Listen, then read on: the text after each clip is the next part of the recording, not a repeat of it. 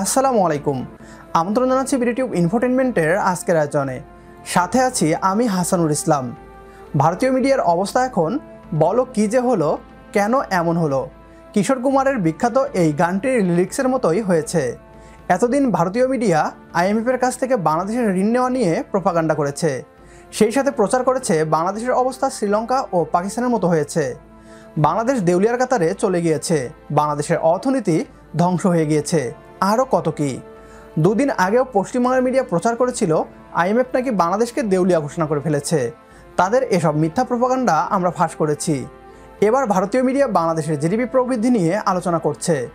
দেউলিয়া বাংলাদেশকে কেন আইএমএফ পৃথিবীর দ্রুত বর্ধনশীল অর্থনীতির দেশ বলছে, সেই হিসাব মেলাতে পারছে না তারা।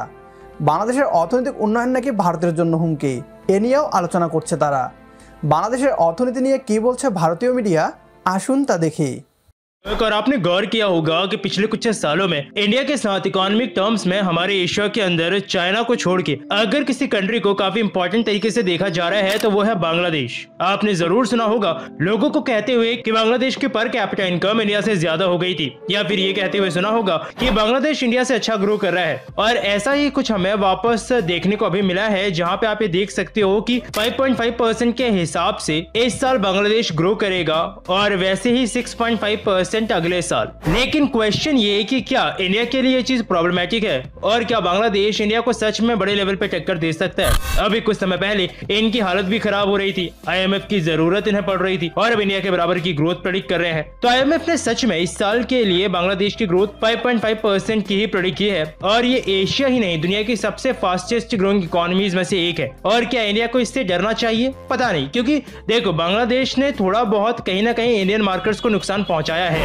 टेक्सटाइल का सेक्टर ही देख लो, जहां पे थोड़ा बहुत नुकसान इंडिया को बांग्लादेश की वजह से उठाना पड़ा है। पिछले कुछ सालों में टेक्सटाइल के अंदर ग्रोथ तो की ही है, साथ ही इनके पास स्पेशल स्टेटस है जिस वजह से बिना किसी ड्यूटी के ये लोग यूरोप के अंदर सामान डायरेक्टली एक्सपोर्ट कर सकते हैं, यानी कि इनका सामान किसी भी हालत में यूरोपियन मार्केट्स में सस्ता मिलेगा as compare to Indian products. लेकिन हाँ, यहाँ पे इंडिया का कैसे फायदा है, भले ही बांग्लादेश काफी स्पीड से ग्रो कर रहा हो, लेकिन एक चीज, बांग्लादेश अभी भी इंडिया से पीछे है और इंडियन मैन्युफैक्चरर्स बांग्लादेश में जाकर के अगर काम करें, वहां अपनी फैक्ट्रीज लगा लें और वहां से अगर एक्सपोर्ट करें तो इंडिया के लिए भी फायदेमंद है, जो कि हो भी रहा है, क्योंकि इससे इंडियन मैन्युफैक्चरर्स को भी फायदा मिल रहा है। तो फिर क्या इंडिया को किसी चीज के लिए प्रॉब्लम होनी चाहिए?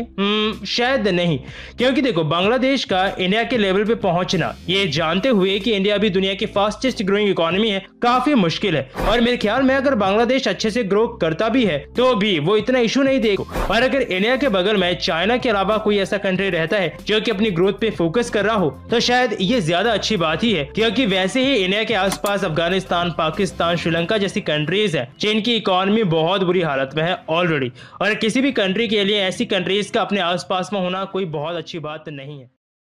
এক সময় ভারতীয়রা বাংলাদেশকে নিজেদের ছোট ভাই মনে করত, বাংলাদেশকে কোনো প্রতিযোগী নয়, বরং ভারতীয়দের এমন এক ধরনের মানসিকতা ছিল যে তারাই বাংলাদেশকে টিকিয়ে রেখেছে। পশ্চিমবঙ্গের মিডিয়া এমনও বলতো বাংলাদেশ ভারতের এঁটো খেয়েই বেঁচে আছে। আজ সেই জায়গা থেকে বাংলাদেশ ভারতের জন্য অর্থনৈতিক প্রতিযোগিতায় পরিণত হয়েছে। বাংলাদেশের কোম্পানিগুলো ভারতের বাজারে ঢুকে ভারতীয় কোম্পানিগুলোকেই টক্কর দিচ্ছে।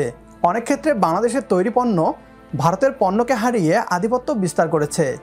ভারতীয় মিডিয়ার অভিযোগ বাংলাদেশের তৈরি পোশাক ভারতের পোশাক শিল্পকে ধ্বংস করে দিয়েছে, আর তাই ভারতীয় মিডিয়া বাংলাদেশকে চীন ও পাকিস্তানের চেয়েও ক্ষতিকর বলছে। বাংলাদেশের রিজার্ভ চাপকে নিয়ে প্রোপাগান্ডা করা ভারতীয় মিডিয়া এখন হিসাব মেলাতে পারছে না। আইএমএফ কেন বাংলাদেশকে পৃথিবীর দ্রুত বর্ধনশীল অর্থনীতির দেশগুলোর একটি বলছে? ভারতের অর্থনীতি মূলত সেবা খাতের উপর নির্ভরশীল, অন্যদিকে বাংলাদেশের অর্থনীতি মূলত রপ্তানিমুখী, ফলে বাংলাদেশের অর্থনীতির উপরই বেশি ভরসা করছে আইএমএফ। আজকের ভিডিও এ পর্যন্তই। পরবর্তী ভিডিও দেখার আমন্ত্রণ জানিয়ে বিদায় নিচ্ছি আজ। আল্লাহ হাফেজ।